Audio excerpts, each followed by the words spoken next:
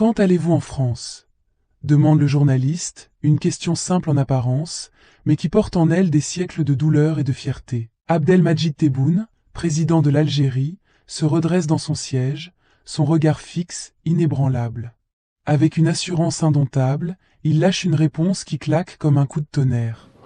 Je n'irai pas à Canossa. Dans un décor où la neige enveloppe de son linceul les montagnes italiennes. Au pied de ce décor majestueux se dresse un château imposant, Canossa. C'est ici qu'un empereur autrefois redouté, Henri IV, s'avance, humilié. Face à la puissante Église, le souverain doit plier genoux. Il a défié le pape Grégoire VII dans une querelle acharnée pour le contrôle de la chrétienté, mais aujourd'hui, c'est lui qui se retrouve excommunié, privé de ses soutiens, affaibli. Ce n'est pas une simple querelle religieuse. C'est un combat pour la suprématie, un bras de fer pour savoir qui, de l'Église ou de l'État, détient réellement le pouvoir. Et dans cette lutte, Henri IV, autrefois tout-puissant, se voit forcé de traverser les Alpes en plein hiver, pieds nus, vêtu d'une simple tunique de pénitent, pour supplier le pardon du pape.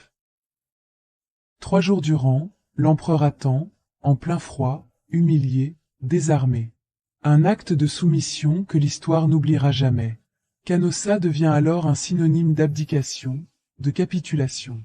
Un puissant empereur agenouillé dans la neige, brisé, implorant pour sa survie politique.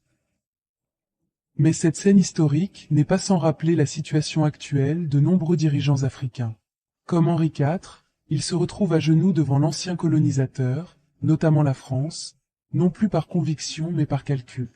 Ils quémandent un soutien qui, en réalité, les enchaîne. Chaque compromis, chaque concession, est une érosion de leur dignité nationale. Ces présidents, censés incarner la souveraineté de leur pays, sacrifient l'honneur de leur peuple pour obtenir des faveurs, signer des accords désavantageux et maintenir leur pouvoir. Leur pas les mène symboliquement vers Canossa, où ils abandonnent les aspirations de leur nation pour survivre politiquement. Mais alors que tant d'autres dirigeants africains choisissent de capituler, l'Algérie, elle, choisit de résister. Le président Tebboune, en refusant d'aller à Canossa, incarne cette résistance farouche. Je n'irai pas à Canossa signifie bien plus qu'un refus de visiter un pays. C'est un rejet catégorique de toute forme de soumission, un cri de défi lancé à ceux qui pensent encore pouvoir imposer leur volonté à l'Algérie.